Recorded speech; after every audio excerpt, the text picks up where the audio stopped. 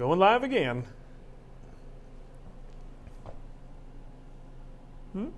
Maybe? We're about 15 seconds in, so it should be catching up soon. Come on, YouTube. Work with us here. What the hell's going on, man? Live streaming? Maybe? Maybe. Yeah, click that. I am clicking it. This is offline. How are we supposed to do a show under these conditions?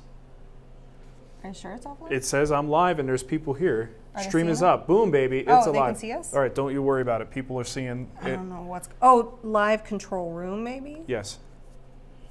You might have been on the wrong page. Yeah. So we're having a little bit of challenge, here with YouTube. Oh, look Okay. at that. They changed all that too. Thanks. YouTube. Wonderful. Okay, don't worry about it. Let's just do a show. There's Bez Facebook. Really? We should start. We have a brilliant idea. Let's just move everything. Let's just change everything. And not tell anyone Confuse the what hell we're out of doing. people. Speaking of Facebook, I should start simulcasting to Facebook. I can do that now. As you Do can we see, want to, though? There's have- so many jerks on Facebook. We love you. Well, you know, we love the audience that comes to see us. Yes. It's everyone else on YouTube that sucks. Okay. Not you. Not you guys. Not you. You guys are here. We like you. Yeah, so obviously, Ness brings up a good point. It's early. We're doing the show a little bit early today just because we've got a packed day of fun and festivities. Hey, there we are. Book packing activities. It's going to be one of those days. So let's get started with the show, shall we? Tyler said, I like your plain shirt. Thank you. This is my only one. This is I like that. Woodworkers Guild of America. Oh, did they send Makes you that? these shirts, Oh, yeah. that's nice. And I like it. It's a really nice one. Okay, so hey, it's Friday Live. I'm Mark, I'm Nicole. and she's drinking coffee. I got an extra large today. Extra large. That's what we need. We have been packing books nonstop It's been a crazy time. since Thursday. And when we put the kids down, we pack more. Pack some more. It's definitely something that we bit off more than we could chew. But that's what we do here. And people are like, you're crazy, because ultimately it comes down to signing and packing and shipping about, I would estimate, with the hybrid books included in this pre-sale, about 7,000 books. It's a lot, and you might think we're kind of crazy and that we'd be smarter than that to like use fulfillment services to do something like this. But the way we wanted to do this release required us to have control over the books. entire process, from the sale to the handling it afterwards. So it was a calculated sort of stupid move. Plus, A stupid calculated move. we got type A's in this family. What are you talking about? So yeah, so it became a little bit of a debacle. But we've got Jason here. We got my mom. Arlie is here. Nicole, she's printing labels with that sweet new hot printer. Oh my goodness. That's a game changer. If you do any kind of fulfillment, like even What is the Rollo? Rollo? the Rollo, ROLLO, that thing It's is great for amazing. label printing. You don't need any ink. It's all thermal. No ink? Not ink. Yeah, it's great. It's fantastic. It's amazing. So let's I love it. let's move on. Here's the book, by the way, essentialjoinery.com if you're interested in buying a copy.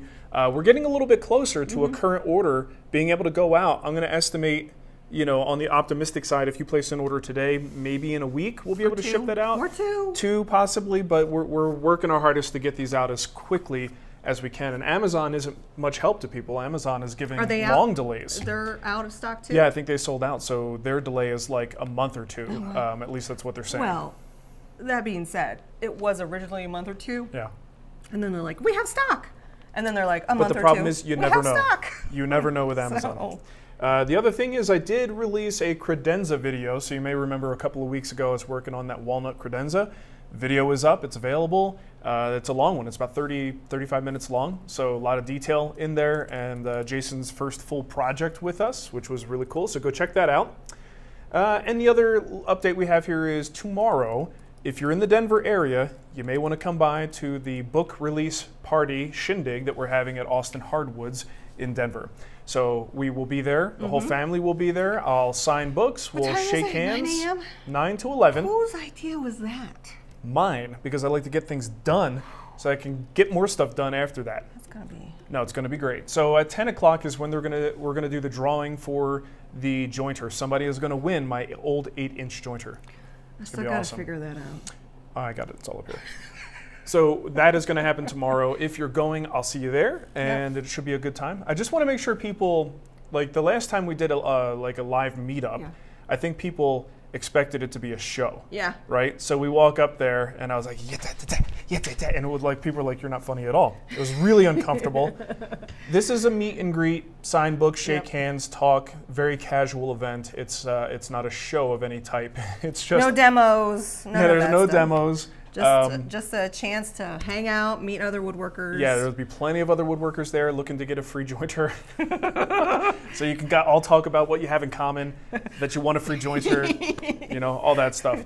So, but we'll be there. The whole family will be there. The kids will be there. It should be a really fun event. So hopefully I'll see you guys there. So JWC3333 said, I'm glad you did a longer video. I'm tired of the 5-minute videos. A lot of content providers are posting these days. Yeah. So I was like, post it.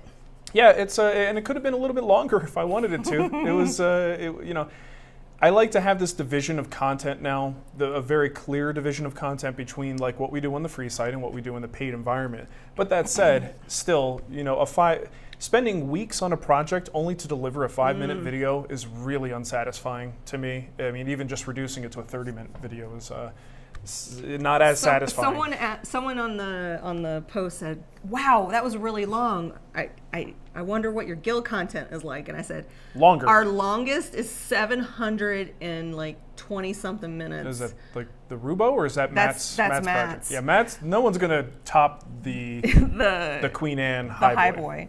So speaking of links, if you're curious, I don't know if you've been over to the Guild site lately. If you go underneath the store, we silently rolled out a pretty cool feature which lets you look at, it's under projects, sorry, by instructor and start time. Start date. You can look at the start date. So if you go underneath projects and under order, there's a runtime, and that's how I found it. So you can find it that so way. You can basically filtering is what we've added. So you can filter. kind of filter the results, and the Guild's getting big. There's a lot of projects there now. So just giving people a wall of projects is not as useful as saying, show me all the chairs, show me all the accessories, show me all the shop furniture. 672 minutes. I was wrong. Holy mama. 672 minutes is the... That is the most, and I think probably the Rubo is the next one. The Rubo is the next. Yeah, I mean, it's detail, guys. That's what it's all about. Boom. Teaching, baby. All right, let's get to some questions. So, okay. Chris Calnassi wrote in, and by the way, if you want to get your questions on the show, like preloaded like this, we do that through Patreon, patreon.com/woodwhisperer. Nicole will also be grabbing questions directly from the chat room and YouTube. Yep. So Chris wrote in at Patreon. He says, as you have grown wiser over the years, we need an updated answer. That's not equal to wiser. Listen. Did you guys know that we actually got an offer from a hair dye company? I said, listen, you bastards. What do you think this is? Okay, he says... It's an asset. I have always said, from day one, 2006, when I was getting made fun of... For your soul patch? For the soul patch, for my sweet, sweet soul patch. That was actually the source of my powers back then.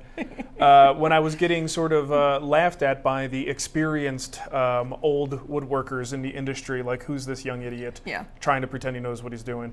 I had always said this is like the one industry, there's probably more than that, where the older, one of them, where the older I look, the more seriously people will take me. Regardless of your knowledge. Right, regardless of your knowledge, there's two things that are going to work for you. If you're a man and you have gray hair and you have an English accent. Oh my gosh, the English that's like accent, the trifecta. It doesn't matter what you say it better when you say it with an English accent, and people automatically think you know what you're talking about. We need to get your brother involved in the Woodwhisperer. Seriously, yeah, my brother lives in London. He's gotten a little bit of that English accent going. So I don't have the English accent, but I am getting the gray hair and I am male, which means in woodworking, I've got two out of the trifecta. So, and that's not sexism talking, that's just observations. Okay, let's get on to this question. Would you rather fight a horse-sized duck or one horse-sized duck or 100 duck-sized horses? Begs the question, are horses ticklish? You could fend one off with laughter alone. I don't remember how I answered this last time. I think I would, you tell me how I answered it last time, but I would fight the single horse-sized duck. The reason being, I've been playing a lot of Gears of War lately. You know what? I think it's weird that this question has come up more than once in my lifetime. It's good. I think it's good. It's a sign of us doing something right. I guess. I've been playing a lot of Gears of War, and I just fought like a really ridiculously sized mech, like alien guy. And the move you make, and I think you could probably do it with a horse-sized duck, is you take their mouth and you just break it open. Right? It was really graphic and brutal. Kratos does. Yeah, and I think you could do that with a giant duck. Yeah. And he probably wouldn't be too happy about it. Yeah. All right, let's get to some real woodworking questions. Let's talk about some woodworking. I'm pretty sure we haven't done any woodworking discussion. discussion. We have a number of super chats. Okay, hit a super chat then. Eric Olson, Java Funds, por favor, what is he saying? Porveras? Lava? That would be Spanish. Oh, is it? He's saying Java funds for you, okay. Or for you. He's conjugating the verb, I guess. Okay. No question. Keep up the great work. Oh, thanks, Eric. Thanks for giving Nicole a challenge. I did take a little bit of Spanish in 6th grade. But that's it, unfortunately. For you versus for all of you. Ah, yes. Right? I think that's what we're saying, Eric. Eric. Okay, Corey wrote in. He says, if I'm making a panel for a tabletop and not all of my stock is long enough, what do you recommend for making longer boards? Should I do a half lap or just butt joint the pieces, figuring that the stock on either side will provide support for the glue up at the butt joint? Well, I think the only reason why I wouldn't want to see you do, a straight up butt joint, while I think it'll hold together, that's actually a whole chapter in my new book. The side joints that you glue that lamination together, you're right, those will be enough to hold everything together. It's not going to spontaneously fall apart. But what could happen is as the wood kind of shrinks and moves a little bit, the butt joints have nothing but air between them, right? So if anything moves, shrinks, whatever, you may eventually see a gap between those boards. So depending on what kind of furniture this is, if it was a bench top, I wouldn't even think twice about it. It's fine. If this is a tabletop, something that's going to get a lot of eyeballs on it, you may not want to ever see that gap there. So having something like a half lap between those boards is good insurance that it isn't going to pull apart. And even if wood movement does cause it to have a little bit of a separation, there won't be air there, right? Eventually it's going to go through half of the thickness and hit more wood. So you're never going to have like daylight peeking through on these cracks. So depending on the visibility of the project would determine how much extra effort you put into that. Stability-wise, I don't think you necessarily need anything other than the glue joints that make up the panel. We have, question from, today's the 12th, right? Yeah. Sure. John Phillips says, hello, best to all. Hello, John. Hey, John. Mike Deemers, I don't see your question, so I'm going to look in the chat stream for it. OnePlus says, been watching for over 2 years, and this is the first time I caught the stream live. Love and coffee money from the Arctic region of Norway. Whoa. Oh, that's cool. That's really cool. I wonder if we're going to get people watching that don't normally because watch we started a little bit earlier. Maybe. That'd be great. Cool. Thank you, OnePlus. Why is there tape in my pocket? It looks like packing tape, so you wore those pants yesterday. No, sister, I've been wearing these pants for a week. My pants don't get washed until they can stand up on their own. So I'm going to look for your question, Mike, and I'm pulling questions as you do your thing. Taylor adds to the question we just answered. He says, can you do a scarf joint? Absolutely, Taylor. It's a lot more work, though. And from what I gathered, the way he worded the question, he's looking to do nothing or something a little bit easier that's secure. I wouldn't think, a scarf joint is definitely, if you're looking for the most invisible way to join those pieces, the scarf joint is that really shallow angle that has the joint almost going with the grain so the eye doesn't see it. But I think that's going to be a lot more work, and I didn't get the impression that he wants extra work or anything more than something as simple as like a half lap joint. Got to get my brain on straight. But yeah, scarf joint, if you're going for like the ultimate hidden lengthening of a board, a scarf joint's a great way to go. Mike Deemer said, thanks for all the great videos. Hey, well, thank you. Thanks for watching. Yeah. He goes, he probably was thinking, thanks for all the great videos, except for this one. I did get the Credenza video up on Amazon Prime too, so I'm keeping up. Now that I got it established, it's like excellent. It's pretty did they easy. let that go with my book ad in it? You know what? That's a good. I did a whole advertisement. That's a good question. Hey, how about the black hole, guys? That's pretty cool, right? I just saw a picture as Nicole went to some weird page. I told Mateo he needs to ask you about it because you want to talk about it so badly. I love talking about the black hole. Hey, look, you know Dylan, the guy that did the floors? It did post. Did it? Even with my advertisement in there? It did. Okay, well, shh, don't say anything. The guy, Dylan, who did the floors, when I was down there talking to him about Rubio, he goes, hey, so did you hear about that black hole? I'm like, as a matter of fact, I did. Let's discuss it. I think so. One of the things I think is most adorable about having my brother.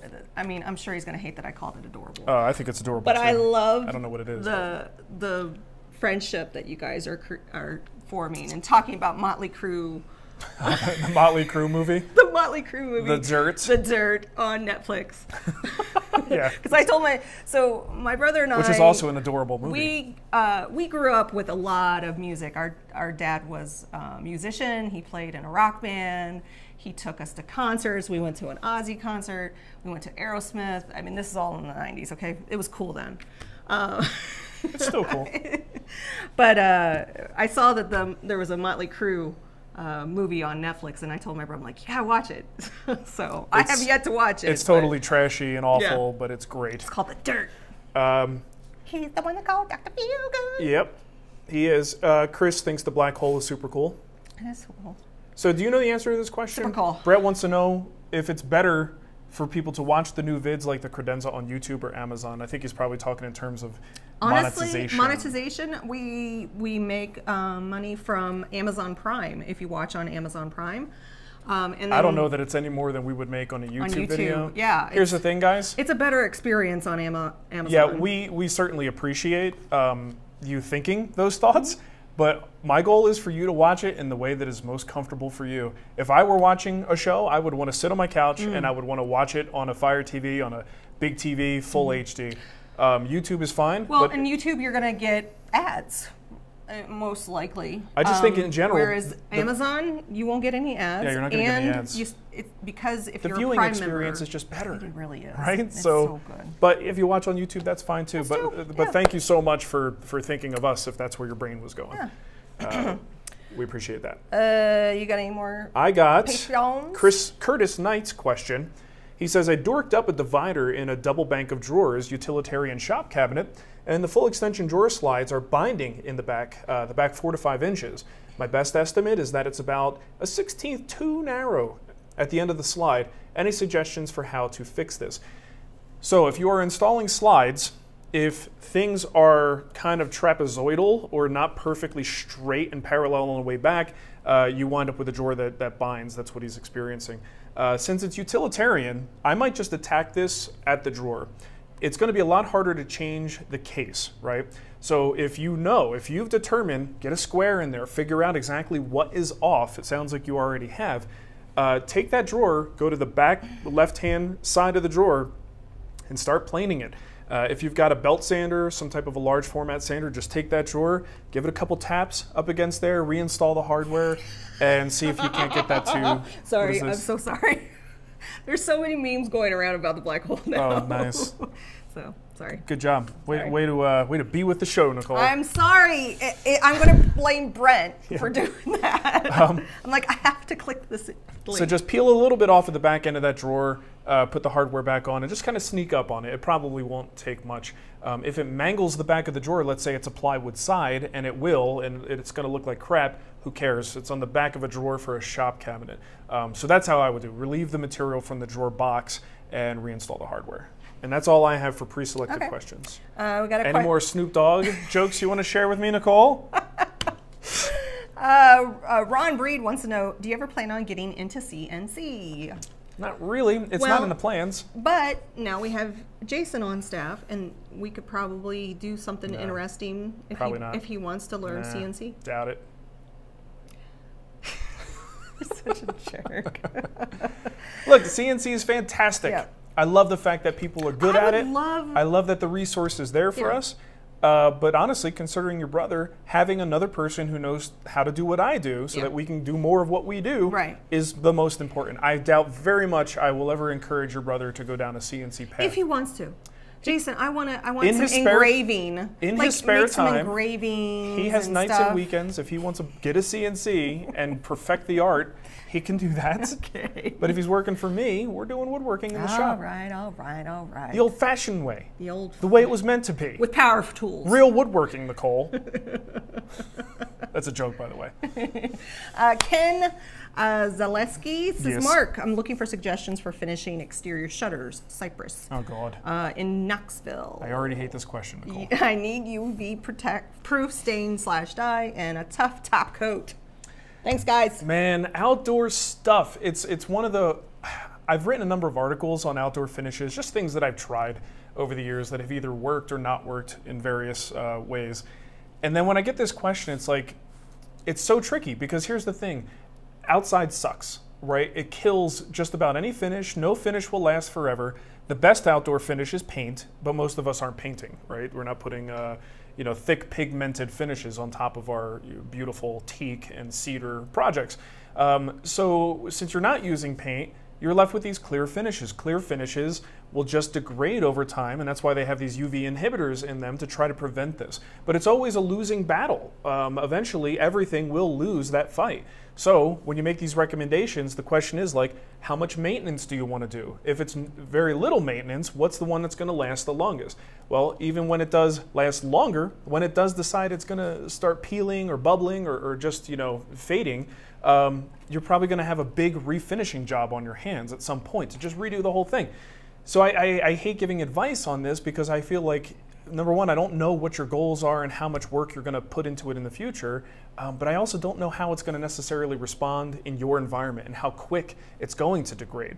So look at my website. I've got a couple of videos and projects where we've done outdoor finishes. And there's basically, look at it two ways. You've got finishes that are going to require renewal pretty much yearly. Those will be more of a light duty finish, easy to apply. You don't have to strip the old one off when you apply the new one, just maybe a light sanding. And then you have the ones that you're trying to make it bulletproof. And that's where I've done things like the CPES sealer. Look at the Crooked Garden Gate video. CPES sealer followed by Epiphanes. That actually, the gate is still in great shape. Except for the finish is in good shape.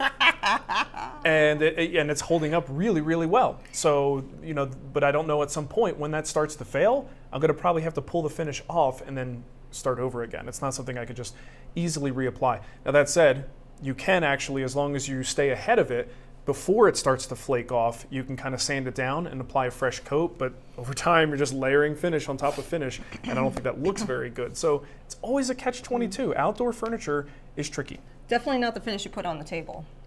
Well, okay, we're going there? I don't care. Okay, so the finish that's on the table, you guys remember the big outdoor table that I did a whole redo soon after we moved in? Not holding up well. No. Now what I did differently there, still has Epiphanes on top, but you know what the undercoat sealer was? It was Total Boat epoxy sealer, not CPES. It's the only difference between that one. The species is different too, that could be a factor. And it did not hold up. I don't want to disparage the Total Boat product, but it did not work as well, and it's the only thing that makes that one different than 2 or 3 other projects that are holding up really well. And CPES is some of the most caustic, volatile stuff ever. I mean, it's one of those things, like if you had a canary in your shop, it'll probably keel over. Like it's that bad. Oh, jeez. So I don't like using CPES, and I tried the Total Boat formula, which was a little better for you, better for the environment, and it just hasn't held up, unfortunately. Ness G says, are your videos on Amazon Prime in Australia too, or is it only the US? So Amazon Prime is a different beast because it's handled like TV. So the only places that I can submit our videos in Amazon Prime is the US and the UK. I can do Japan and Germany, but I have to get Japanese subtitles and German subtitles, which I don't have the funds for right now. So a lot of Canadians have said, why aren't they in Canada? Well, Canada, you have some interesting TV laws that say they have a lot of restrictions about like percentage of content that has to be Canadian content. Yeah. So it's got to be our own TV, eh? Yeah. Yes. Yeah. Yes. So it's not a restriction that I can bypass, unfortunately. Australia, Lita, what's your TV up here, you hosers? I don't know what's going on with Australia. You might have some import laws as well. But it's always a thing. It's always like a fine print thing. But Amazon Prime is kind of in the TV category versus internet category. It's a weird, mangled weave. Let's see. I think somebody gave me the show title. Oh, good. Black holes and butt joints. It's a good one. It's like these people know our personalities. I know, right? Do I have another question saved up here? I think I'm going to have a couple more super chats. Somebody wants ASMR from me to speak softly. Yes, is what he said. Yes. Oh, yeah, we do. Oh, wow. Joshua Shoemaker, when surfacing rough lumber after joining a face, I'm going to plane. Do you only plane the unjointed side, or do you ever flip the board over, after planing the rough side? Okay, so he's saying you take a board, you put it over the jointer, you've cleaned up one face. Yep. Then you go to the planer and you flip that board over so that the planed jointed face is facing down. Yep. So now the planer cleans off the other face. So now you have two clean faces. I think what he's asking is, do I ever flip it back over and do the original jointed face? Yeah. Absolutely. If I have a lot of material to remove, I'm always trying to remove equal amounts from both faces. That helps to establish equilibrium with the board. Now, some of this may be like old wives' tales or whatnot, but to me, it sounds like good logic. If you look at a thickness of a board, and if there's any differential sort of moisture content from the center, the core, where it doesn't get as much air, is likely to be a little more moist than the exterior, right? So if you peel a whole bunch off of one side, you now have, it's knocked out of equilibrium. The stuff you've exposed now has more moisture on this side, and as it loses moisture, you wind up with your cupping or bowing. But if I'm able to take an equal amount from the other side, and now there's a consistent moisture content on both faces, there's a good chance the board is going to stay flat as it loses moisture and becomes, at equilibrium with the environment. So I always try, so not always perfect, but you just get close. I try to remove an equal amount of material from both faces. Since it's at the top of the hour, people are coming in going, Why's the show started? We started early because we just got a lot of books to ship out. So versus canceling the show, we thought we'd start early and try to, push through. Okay, hold on. Kevin Hahn, this is in reference to the outdoor finishes. Yep. He says the only outdoor finish that will survive outside in Colorado is a cover, replaced every couple of years. I'll tell you what, though, Kevin, I've got 2 Adirondack chairs. How long ago did I refinish those? Remember, I did an add-on video to the Adirondack series. And I refinished those. Was it here? So we haven't been here for 3 years. Right. So it's been a few years. A couple years. And those were finished with the CPES Epiphanes combo. But they are covered. Well, they're partially covered. That end gets rain on it. Yeah, that's true. And they're holding up just fine. It's in partial cover, and is not actually with a fabric cover or tarp of any kind. So, but again, it's just a matter of time. Just a matter of time. Time after time. Yep. Keep going there. I like where you're headed. Thank you, Casey Williams, for your super chat. I don't see your question, but if I catch your name in the chat, I will be sure to grab it. Ryan wants to know, will there be any delays in releasing of the Hall Tree videos due to a book release? No biggie, just curious. Hey, Ryan, how about you worry about it when it happens? Why are you being such a negative Nancy? Did you already post the video? It is already posted. Yep. Here's the thing. Probably not. And the reason is because I had enough content that I could subdivide the videos in such a way that I'll have releases. We are actually going out of town. Next week, is it? So we're going on a little family vacation right at the perfect time, right? Like right at this. We're going to leave your parents here. Mom, you got this, right? So we're going on a little family vacation. More so than the books, the family vacation is going to be a bit of a problem, but I should have the videos queued up for a release. Even while I'm out of town, on my hotel Wi-Fi, I'm going to get on there and make sure the video is up for release. I don't anticipate a delay, but we'll see. There's always a possibility, but I don't think so. You don't think so? I'm planning ahead and trying not to have it happen. Travis Demarbrim. It's pronounced. He knew I was going to have problems. Mm-hmm. He said it's pronounced Demunbrin. Demunbrin. Demon Brin is how most people say it, though. That sounds cool, though. Yeah, that does sound cool. Yeah. I like that. So, Boatworks today got my new book in the mail. He said I forgot to include a phallic drawing. Yeah, I backpedaled, guys. I mentioned this last week. Your mom's been putting little things in there. People ask for a wiener, and they're getting a wiener. Yeah, they are. It's not the wiener they thought they wanted. It's not the one you thought you were getting. But it's the one you deserve. Yeah. It's not the wiener you wanted. It's the wiener you deserve. So next week, are we out of town next week? Mm-mm. Okay, so we're here next week. It's the week after that. It's Easter next week. Okay, the week after that is the week we will not have a Friday Live. Right. Thomas Lycan says, you guys are awesome. Love the new book. Oh, thanks. Thank you, Thomas. I mean, that's the thing in all of this craziness with this book and all the people posting like, hey, look, it's like because the pre-order the period was so long. Yeah. And then there was the delay on the hardcovers and all that stuff. And then all the drama. All the excitement. The one thing I want to make sure is that you guys actually like this book.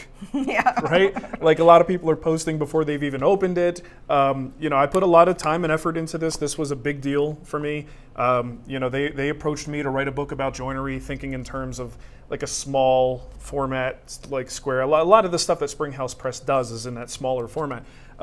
It's like we just want to do like, the basic joints. And then meanwhile, they get like a 220-page book out of it. Because that's the way I do things, apparently. I'm a little verbose. I'm a little loquacious, Nicole. And so honestly, if I was going to do a topic like joinery, something that's been done many, many times, done by people who are arguably more experienced and better woodworkers than I am, why am I doing this? Well, I had to find an angle. And when you read this book, you will see what my angle is in the simplicity of distilling joinery down, not to an encyclopedia, but to the basics, the stuff that actually is going to be used repeatedly, not the thing you're going to use once every 8 months. Whoops. Why are you tripping cough, Alma? I'm sorry. Jeez. It's like a McDonald's incident over here. So like ultimately, I really hope you enjoy it because I did try to make this a useful entry into the world of woodworking knowledge that we have in print and not just like, let's just have Mark write a book because it's better to have his name on it. There's a super chat just came in. Oh. This one? Yeah. Oh, oops, wrong one. Well, I got Tommaso's question on here, so let me answer that. What's your take on hand making a Maloof rocking chair? Hand making? Like I'm assuming he's talking about just with hand tools. That would be prepared to do a lot of rasp work. Right. You got a lot of curve cuts. Finessing. There's a lot of curve cuts to make. I mean, this can all be done with hand tools. You're just going to have a lot more elbow grease. Is it Tim? The guild member that's made like 10 of those rockers. Tim. Yeah. I'm sorry, Tim, but he's made. He's made a lot of them. He's made a lot of rockers, and I'm just wondering if he's ever tried to do them with just. I doubt it. He's like so good at it that I'm gonna try. Let's make this. Let's increase the degree of difficulty. Let's go to nightmare level. Yeah, I don't think he would do that. So this was Rich's super chat. Yeah. He says, "Here's $2 to buy some CA glue for my binding." Thanks, Rich. Yeah. Thanks for the help. Thank you for. We're gonna work it all out. So. For those of you who are like, what are they talking about? It's with the book. Corey says, just ordered a copy of Essential Joinery. Like right now, I've been meaning to forever. Can't wait to dive in. Well, hopefully it'll arrive soon, Corey. A little bit of a delay, but we'll get it out there. Thank you, though. We got a question here from Andrew McClillop. If you were to buy a tracksaw, Festool sander, or domino, which would it be? Tracksaw, Festool sander, or a domino? I would say you're going to say a domino. It's a little like, do you want lobster, steak, or Mexican? You know what I mean? Like, it's like, what are you in the mood for? In this case, you've got 3 very different tools. Yeah. What do you have? Like in any case, what is the greatest need? Do you need a tracksaw for breaking down plywood? Is that like a big thing you're doing right now? Then get the tracksaw. The sander probably is going to be at the lower end of that. There are much cheaper options for sanders. And while Festool makes a fantastic sander, it's not the game changer level that some of their other tools are. I would say domino. Out of those 3 tools, depending on what you're making, the domino is most likely going to get you to the finish line with most pieces of furniture faster. So I would probably say the domino without any other information. I told you. The domino is a great tool. We have another question here from Peter, Central Texas. Have you used WoodRX for an outdoor finish? Have had good luck with it in Texas, applied on 4 gates made of Western red cedar 3 years ago and still look fairly good. I've never heard of it. Yep. It's called WoodRX. All right. Okay. I'll have to look out for it. I've never tried it, but lots of good stuff. Bob Winsel says I was given an older 60s Delta. That's a name you haven't heard in a while. Yeah, you just talked about that the other day about how Delta and Porter Cable just kind of fell off. Marketing has kind of gone away. The rip fence is trashed. Any suggestions for replacement? Thanks. You guys are awesome. Well, look for, I don't know what can be adapted to that particular saw, so you're going to have to look at Biesemeyer replacement fences. That's to me the best kind of fence is the kind that comes on a unisaw, as well as similar to what comes on a Powermatic, a Grizzly. Uni-kitty. Yeah, Biesemeyer style is what it's going to be called. But there's other types out there. The very super cool tools fence is a good one, but you're not getting a replacement rail with that. It's adapted to a standard Biesemeyer style fence system. The support over Very Super Cool Tools is amazing too. Is it? Okay. Yeah, we've worked with them.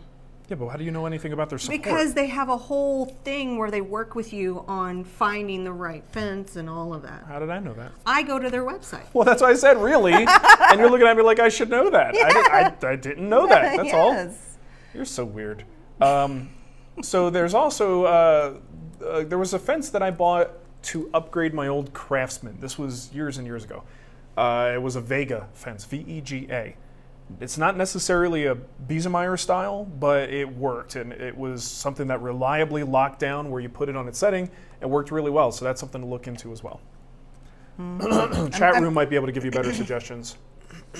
Okay, we got some super chats here. Brent S., the one that sent me the funny black hole picture. Any tips for routing small pieces on a router table? Is there a hold down method or jig you suggest?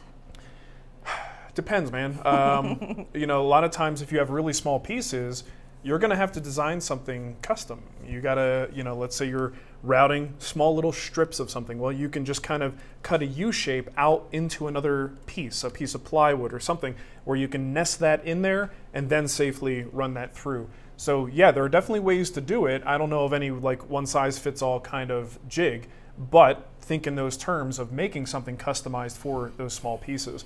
If you have a traditional hand screw clamp, sometimes depending on what you're doing, you might be able to do something like that where you clamp it from both ends, and then that gives you a nice safe distance from the bit and control over the workpiece using that type of a clamp. But think in those terms, design something custom to hold it in place, and that should help. Michael Scottsdale says, I think this is the first time I've ever caught the stream live. Hey, welcome. Love you guys. Upgrade your hotel Wi-Fi next week. Nice. Thank you, well, Michael. If I'm worried about my Wi-Fi too much, then I'm not on vacation. I'm not paying enough attention to the family vacation. Yeah. Jeannie Grassy did a super chat, but I don't see any. Jeannie, where are you? Did you have a question? Always black to the black hole. If you do, pop it in the chat and I'll grab it. Tim JB, very super cool tool. Sounds like the Avengers Next Gen superhero team. Yeah, it does. It definitely sounds like a Marvel property. Mason just said, most common blade you use on your bandsaw, aka your jack of all trades blade. It just came in. Say that again. I'm focusing on a question I want to answer. So what was the question? Most common blade you use on your bandsaw, your jack of all trades blade. I don't really have a jack of all trades. I kind of just roll with whatever's available. Right now I'm using Carter's blades. They've what do they call them? What is there a brand on that box? I can't see it. I think they have a name for it, but the Carter, the company that makes the bandsaw guides, they sent me some blades that are working just fine. And most of the time I'm using like a 4 tooth per inch, 1/2 inch blade. Those work great. Previous to that, I was using Wood Slicer a lot. Those are pretty good at Highland Woodworking. Lennox makes great blades. There's a lot of good brands out there, so I don't really have a go-to necessarily. Okay, here we go. Where? So this one is from Jerome Cornette. I even pulled that into Did my you? little log. Okay. So there you go. He says, I'm curious why you use the domino to repair the sides of the credenza that were cut too long, rather than chop the mortise and tenons since you had extra stock.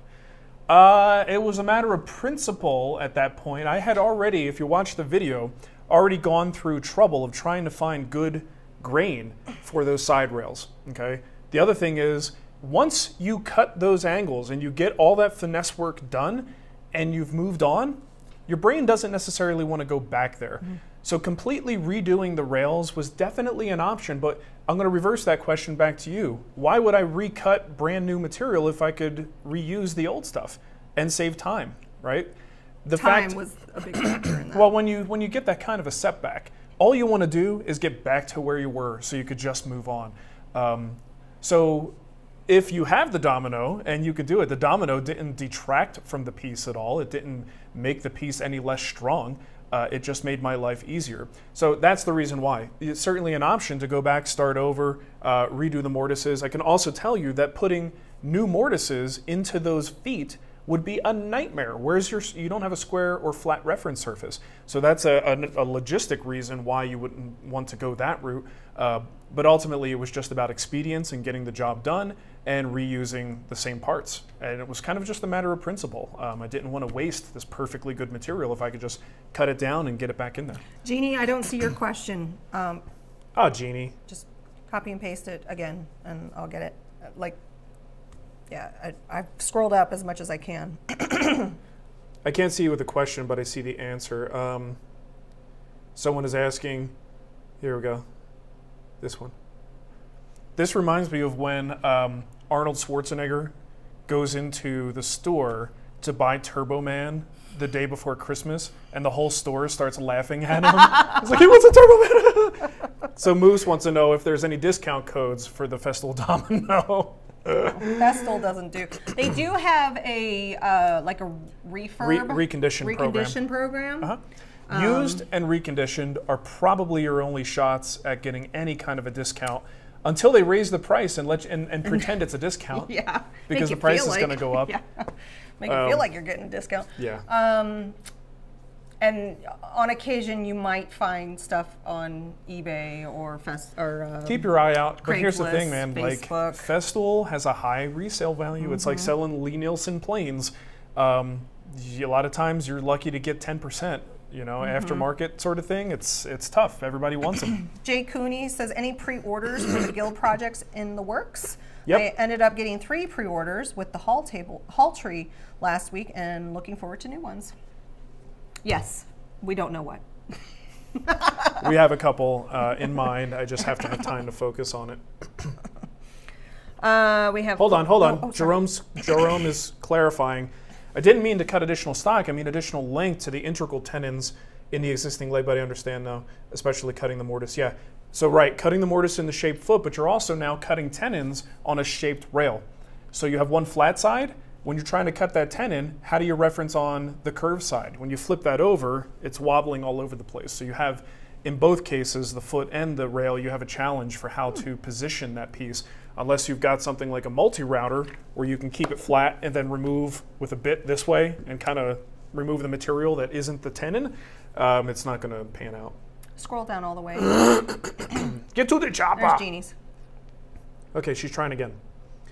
Here we go. I'm still having a problem with the dust chute on my PM2000. It pops out when I tilt the blade. Powermatic has no suggestions. Should I attach it permanently with epoxy? No, because there are times where I've had to pull that whole thing off because I've dropped the nut down there, right? And sometimes, I mean, you could probably get to it from the outside, but I think it's just safer to have that thing friction fit. I think we talked about that. I think you're referencing something you and I talked about before, and I don't know what else to tell you. I can't believe that they're not giving you some better suggestions, because ultimately I think what you need is a more flexible or longer length hose in there so that you have a little bit of room. Have you tried a longer hose? Did we talk about this in Seattle? Look, I'm getting old, Nicole. Memory's not what it used to be. I'm right there with you. I had 2 babies and my brain went out the window. So I'm trying to figure out, I think I made those same suggestions. I don't want to just kind of give you the same exact suggestions again. I don't know what else you could try other than longer and more flexible hose material between those points. Look, I was so focused. You use a Festool hose, it looks like. Different thing, Nicole. Oh, sorry. Different thing.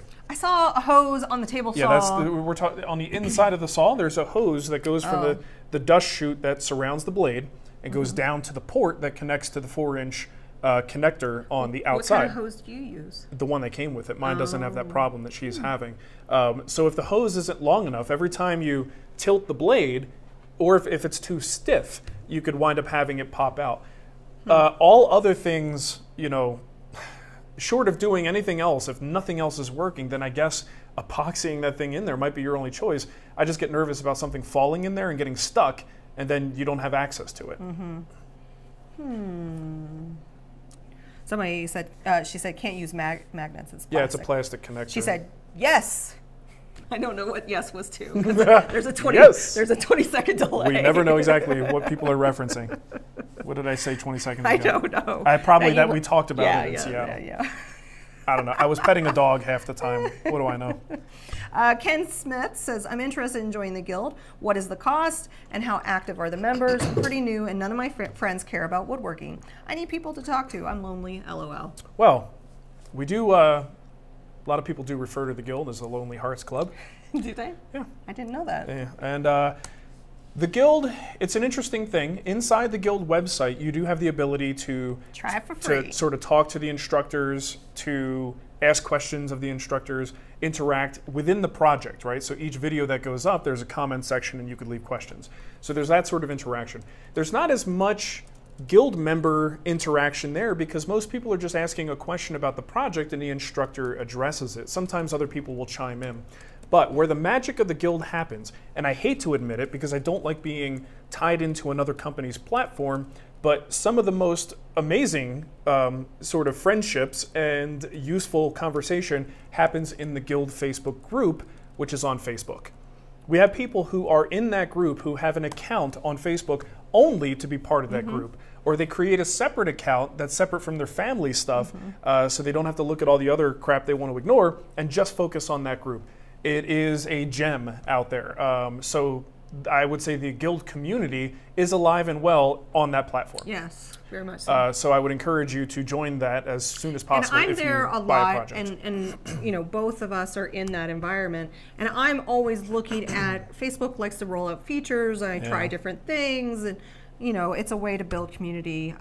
Also, you can try the guild for free by signing up for the Picture Frames project, but that's just a trial for you to get a taste of what's available. It's Guild Light. Yes. So if you want to be a full member that gets you access to the Facebook group, you have to buy a project. And that's it. The cost is variable. It depends on the project, but all you have to do is buy a project and you're in. Yep. So pretty straightforward. So there you go. Okay. And I put the information in the chat if you'd like to look into it more. Aaron Parker says, I like this. The guild is wonderful. It is well worth the investment. Thank you, Aaron. Good bunch of people there too. Lots of helpful. I even have a mentor section. I'm going to get back to the mentorship. I'm just letting Facebook shake out what they're trying to do because they don't know. So, just says. I saw his book. He came through. Yeah, I know. I saw his book too. Or her. Nicole, don't make assumptions. I know it's a guy. Are you sure? Yes. I don't see any hearts over the eyes, so you must be right. I want to get rid of Facebook so much, but the guild group keeps me there. It's a sad, happy situation. I know. Believe me, I've looked at other things and just. We've looked at options. It's going to be, it's a it's a tough situation because the reason that group is successful is because of the fact that a lot of people are already there, and it's part of something they're already doing, and that makes it viable. If we go completely off platform and we take it like, let's say, a resident thing inside the guild website, it's going to be a lot harder to get people there. So, but our mind is on that. We're going to always have an exit strategy in place for some time when Facebook either just makes really stupid decisions or something happens. We'll have a plan. We just don't know what that is yet. The guild is worth it for the discounts alone. Yeah, we do vendor discounts in the guild. In fact, we have an exclusive one with Oneida. So if you are in the market for any dust collection anytime soon, join the guild. You probably make your money back instantly with that discount. John Hall, my armpit itches. I'm trying to do this subtly so no one notices. You ever do you guys know what I'm talking about? You get out of the car at Home Depot and you start walking and you go, I think my fly might be down, but I don't want to make it really obvious. So you just kind of run. So you kind of be like, it's one of those things. I don't know how the armpit thing translated to the fly. Well, it's, John, you know what? Let me. I want to just say something. John Hall just looks like a nice guy. He does look like Doesn't a nice he? guy. Yeah. It's a nice picture, John. Okay, question on router lifts. In your opinion, what features are essential and which features are nice to have and not necessary? All right, so on a router lift, obviously, smooth lifting action, right? You want to be able to easily go up and down. So how do you do that? So there's usually a little tool that pops in. At least my Incra has a little tool that kind of pops into the top. You just rotate it left and right. There's some different ones where the knob can be on the side. That's a convenience thing. If you have the option to get one that doesn't require a separate tool and it's just kind of a built-in dial that you can turn, that's great, but mine has a separate tool. It just is what it is. But as long as the motion is easy and the tool is accessible, it's very easy to raise and lower. You want to make sure that you have a lockout on that so that once you find a position you like, you are able to engage a secondary lock that holds everything so that it can no longer move up and down. I think that's important. You should have some level of sort of micro adjustability. A lot of times those dials, you do a quarter turn and you're maybe going up and down like a few thousandths or a 64th or some very small increment. So I think that's a good thing to have on a router table because so many times you just need that little bit more, right? You want to make sure you have easy on-off for your inserts. And if you have dust collection, you need inserts that are conducive to dust collection. Incra's really good about that. They have two sets. One, if you've got their dust collector thing attached to the bottom, there's a very perforated style insert that lets a lot of air and dust through. And those are magnetic. That's a great feature. So there are some out there that you have to kind of twist on the insert, but these pop in with magnets. I love that. You may want to look at adjustability of that insert. So sometimes if the insert sits a little bit proud and you're running a piece across, you'll catch that on the lip, and that's no bueno. So you want to make sure that you can level that insert with the opening as well. But to go back to the magnets, absolutely. Now that I've had a magnetic set of inserts, I don't want to go to anything else. I used to have like a twist lock, which I don't like that anymore. Let me think what else. That's about it. That's about all I got. Tyler's, they're running a silent auction to raise money, and he's looking to make a quick cutting board of maple and purple heart. Any recommendations? I'm not sure what recommendations you would say. Yes. Yes. Do it. Isn't that maple and purple heart? That's the cutting board. The first one. Yeah. And only one I've made.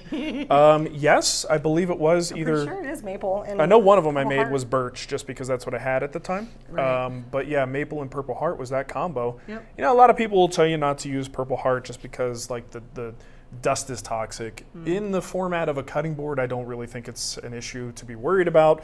He's been testing it on us for the last 13 years. Yeah, it's going well. Our kids are perfectly normal. They're fine, I think. So yeah, I don't know. I'm not sure what recommendations you want.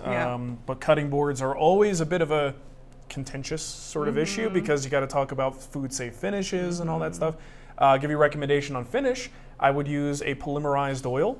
Tried and True is a great brand. So if you're doing something to donate and give to strangers, you want to make sure you cover your butt in terms of safety, right? So Tried and True is a great polymerized linseed oil finish, perfectly food safe. That's probably something I would use on a board like that in that situation. We have a super chat from our friend Bob DeVries. Both the Guild and the Facebook forum have been very good for me in developing my craft. So very educational and supportive. Awesome. Yay. Thank you, Bob. Hey, Bob, I'm going to drop a little hint. I'm not going to tell you what it is, but you might have a surprise coming. Oh. Lots of people, not just Bob, but, you know, I know Bob's history with the show and with other shows. Yeah. And Bob's going to have a nice surprise pretty soon. What's the surprise? Let's not talk anymore about it. Do I know? I'm just dropping a little I nugget. don't even know what he's talking about. It just, I say no more. Okay. I say no more, Nicole. No more. Right. Okay. Someone asked if there was a preview. John says he is, by the way. John Hall. He says he is a nice guy. Someone asked if there was a preview of all of our current Guild discounts. There are. Yeah, right? You go to the discounts page. No, the members benefits page. You go to the members benefits page. Yeah. So if you just search the Woodwhisperer Guild member benefits, it'll be right there. Yeah. So 20% off Total Boat, 10% off Lake Erie Toolworks, 10% off any dust collector, over $1,000 at Oneida, 10% and free shipping at Eagle America, 10% off respirators at Peak Safety. You can read. I don't need to read this to you. There's even more. There's a lot more. Milo says, really like your content, and I would like to see just a bit more content on YouTube. We're working on it. We're working on it. Hey, Milos, so would I. Let's leave it at that. Okay. You want another question? So they want to add my shirt to the Amazon store. I'm not sure if you can because is this a special thing from Woodworkers Guild of America? If you go to, I want to give them a plug for it because this is their shirt. Is there anything on the back? No, there's nothing on the back. So if you go to Woodworkers Guild of America's website, I'm sure they have a store where you could buy these shirts. What I love about it, I don't think it's the smartest way to do it, but there's zero branding on this of their brand. This is their shirt. So I don't know why they didn't put like WWGOA on it or something like that, but there's no branding on it at all. I'll link to it. I got a link right here. And here's the thing, I bet you could find some other, like this isn't like they own this phrase. No. You could probably find comparable shirts. Right. But I would rather you buy from the people who gave me this shirt just because that's why I'm wearing it. They were nice enough to give it to me. They got a lot of nice shirts in there. Yeah. It looks like they're using Spreadshirt. I'm not sure what that is. Andrew wants to know, what do you do with your projects that you make? Do you sell them or keep them? I haven't sold a project in ages. So here's something interesting. I keep most of his stuff, but he does give it out to some family members. She keeps it in the closet. She's like, oh, it's all mine. But back when we lived in Arizona, Mark made a video on how to make like a shop cabinet. In our Denver woodworkers group, I gave that away to somebody, and he was so excited. He goes, "I have a Spagnola original." And I said, "Not many can say that because I keep them all." Yeah, well, and the one he got is a piece of shop furniture that's just plywood trimmed out with solid stock. But it was a nice piece of shop furniture. Yeah, right. But it's not like an interior furniture piece. But it was a nice enough guy. Yeah. And I don't really try to. Once I make the furniture, it's not something that I even think about profiting from at this point because my whole business is set up around the filming of that process and the plans. So it's almost a secondary thought to what happens, but we're still at a point where Nicole has stuff that she wants me to make, you know, and we have gaps, we have holes in our house where it's like, hey, that would be perfect for X, and then I try to make that. So, we're still at that point. When I get past that point, it'll probably be giving stuff to other family members. Your brother's here now. They got a new house, and they don't have enough furniture. Yeah, you need to get them a table. I think the next free site project is just going to be a big, I don't want to say farmhouse style, because that implies certain things. It's just going to be a big table. A big dining table out of walnut. Yep. So look forward to that, baby. Aaron Parker says, I just obtained a surprise haul of sapele. That's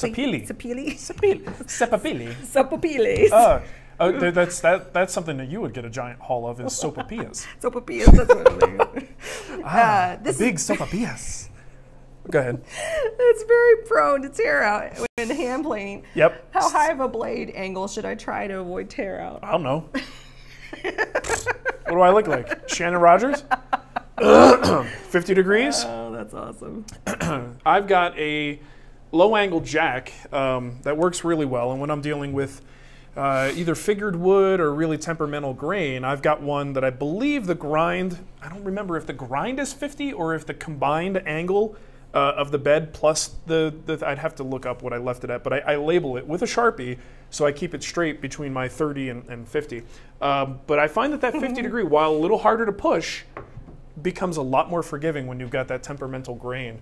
So I think as long as you go into that high angle range, you'll probably see better performance, but maybe do a little more digging to find out what exact number it is. Mine is around 50. Chris says you're going to just screw a bunch of the pallets together for your brother-in-law. You wanted a table? Here you go. We got 7 pallets. Yeah, we do have 7 pallets. I've seen bed frames made out of just pallets screwed together. Anybody need some pallets? We got in the your Denver pallets. area? Yeah. Oh man, that's funny. What else? What else we got? I think we're about ready to call it. Anything else? I do have Carl says when you book match the front of Coral.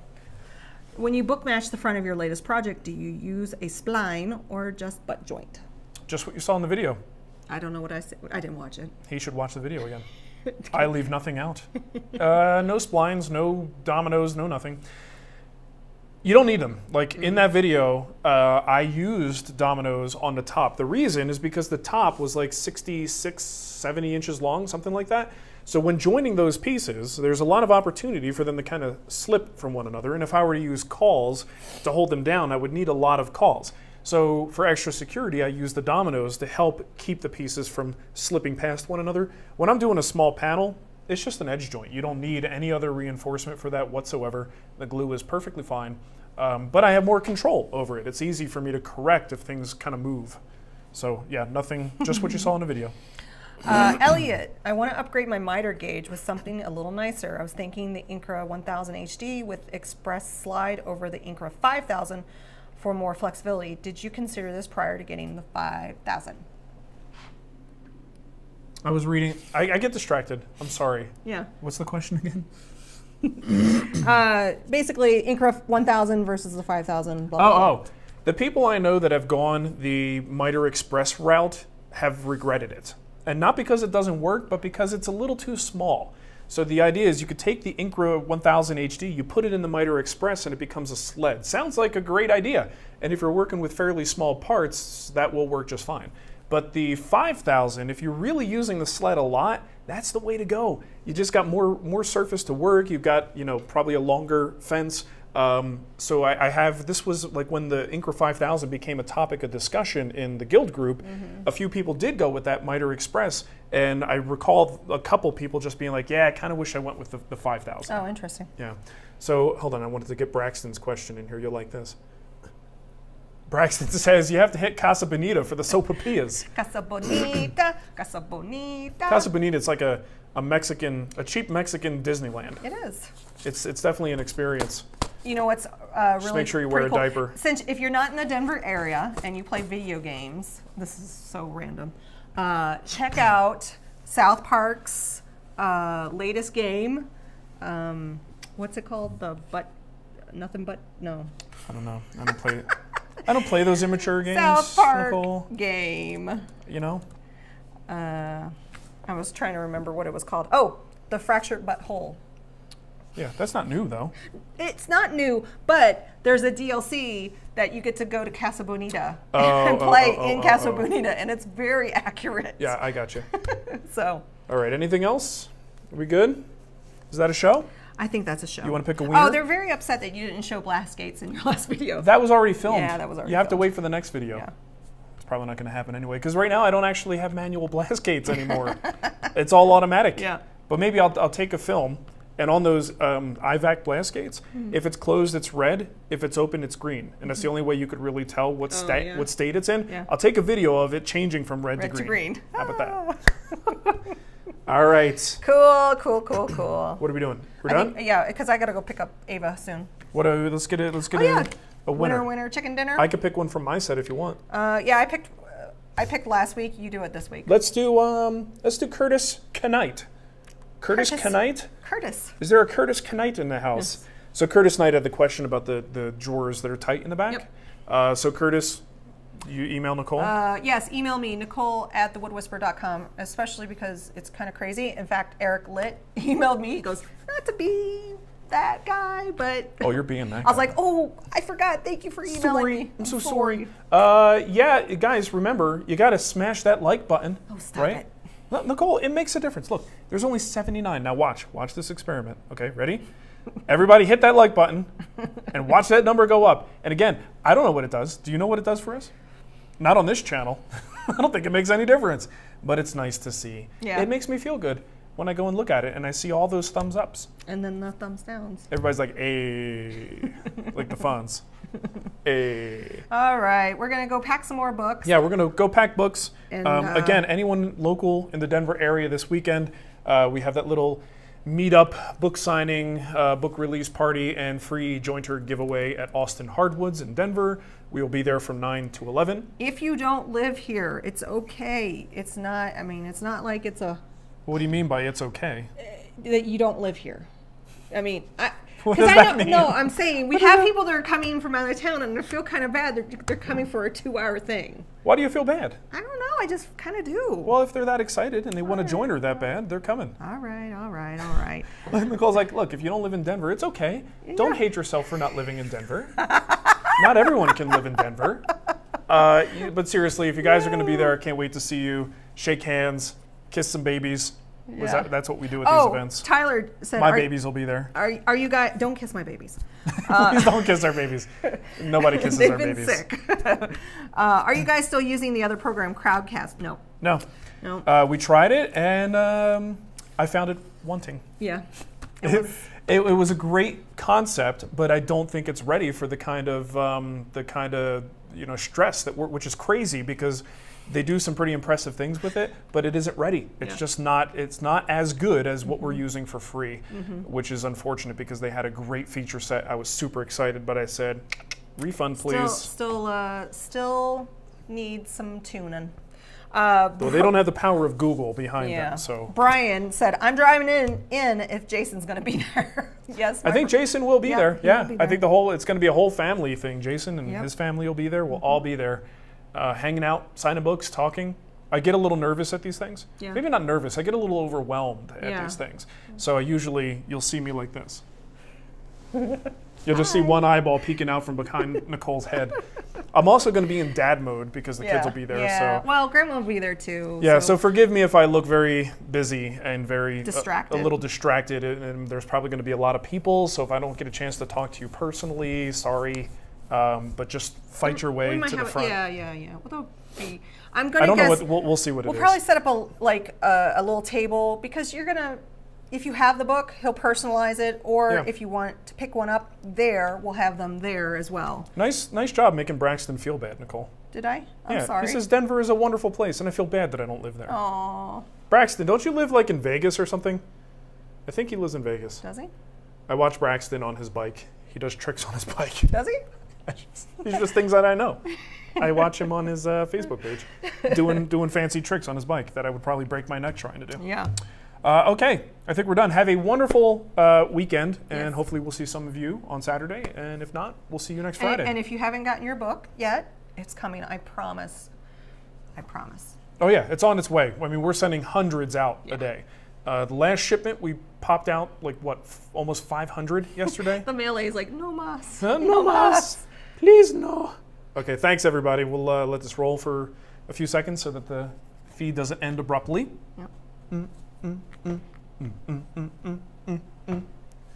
Yeah. Cremona.